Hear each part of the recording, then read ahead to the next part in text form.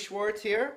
I'm going to talk about blues chords for you, all right? So we're going to play just, kind of a standard 12-bar blues using two-chord voicings, meaning, I get questions about chords, and I really, when I get together with a student, they're always like, they show me this book, here's this chord book I got, and I open it up, and it's, 1,000 pages of, like, these crazy chords all over the place, and they just think that they have to, just go through every single one, right?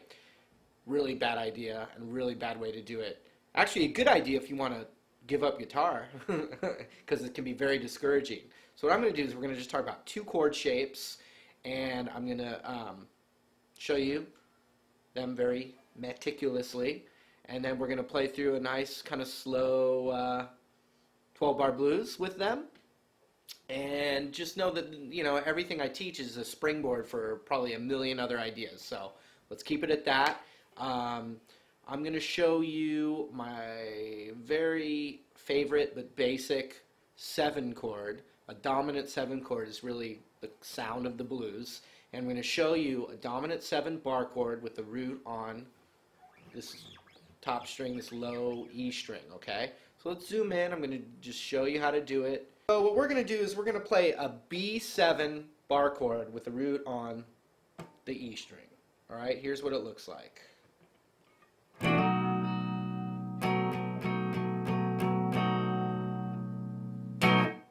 Some of you may know it, but if you don't, or even if you do, I'm sure you'll still get something out of this. So here's what we're going to do. The root's on the 7th fret of the low E string, and then I bar it with my first finger. And when it comes to barring, if you look at my first finger here, I like to use this. This is the hardest part of the finger right here, the side, as opposed to the meaty part underneath. So if you take your finger and it's flat on the guitar, you can roll it this way, just a little bit, and the edge of your finger will press down pretty hard on it, or more so than you probably have been. So that, and then ring finger is going to be on the 9th fret of the A string, the next string. Then we skip a string, and then my middle finger is going to be on the 8th fret of the G string. And that's it. That's a B7 chord.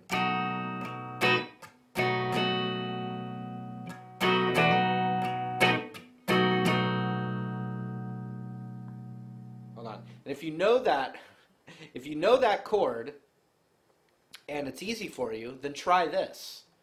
With the bar, take these 2 fingers and hammer them on after you strum it, and you get a real nice bluesy sound.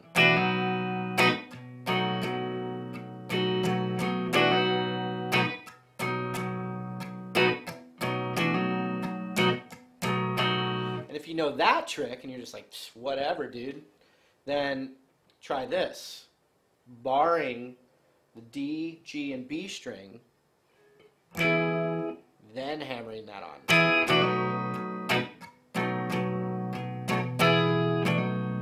It's just a little embellishment thing. So that's some fancier stuff you could do with that basic chord. B7.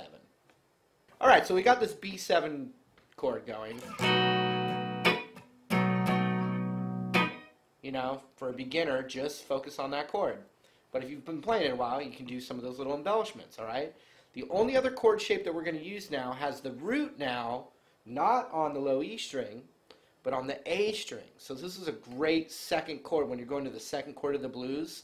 This is a beautiful chord to go to.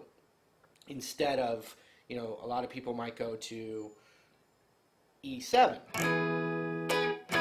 And I'm not even going to show that right now because I'm going to do a different one instead of that. It's called E9.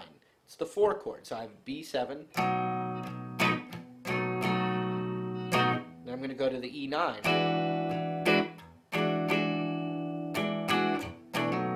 Back to the B7. Okay, so let me show you that E9 chord. Here's what we do. The root of the chord, meaning, the letter note that we get the chord's name from, is the 7th fret of the A string, and my middle finger goes there. All right, like that. And my index finger is going to go on the 6th fret of the D string, and then my ring finger is going to go on the 7th fret, back on the on the G string, like that. But here's where it can get a little tricky. I had to work on this chord for a while, but I just kept doing it, and it got better and better, a little bit at a time.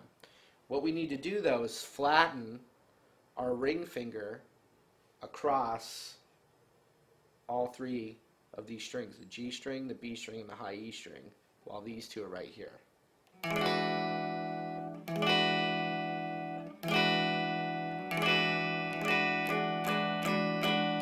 And so if you're on a desert island and you're into, like, you know, blues and funk and stuff like that, and you could only take one chord with you, this would be the one, I think.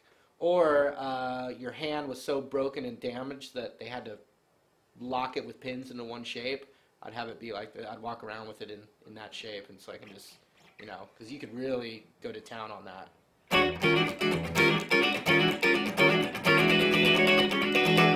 Okay, so that's the chord. You're going to have to work at it. If you're a beginner and you've never played it before, you're going to just have to plug it in. And I don't, you know, I've taught this to people, and right away they say, oh, I can't do it, it's too hard.